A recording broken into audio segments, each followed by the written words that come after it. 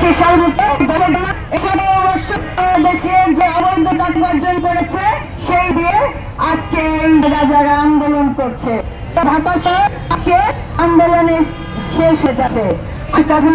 তথ্য জোগাড়েছি চাচ্ছে আমাদের দেশে আমরা কেউ যারা আমাদের সাংবাদিক ভাইরা আছেন তাহলে কেউ বুঝতে আছেন আমরা বৈঠক করেছি তথ্য উপদেষ্টার সাথে। তারাও খুব কষ্টে আছেন, স্বাধীনভাবে কাজ করতে না পারার কষ্ট, তাদের মনের ভিতরে অনেক কষ্ট। আমাদের ভাইয়া যেমন তারেক রহমান ভারপ্রাপ্ত চেয়ারম্যান তিনি বলেছেন তাদের সাহায্য করতে সরকারকে। তিনি বলেন নাই যে সরকার কেন করছেন না, আরে সব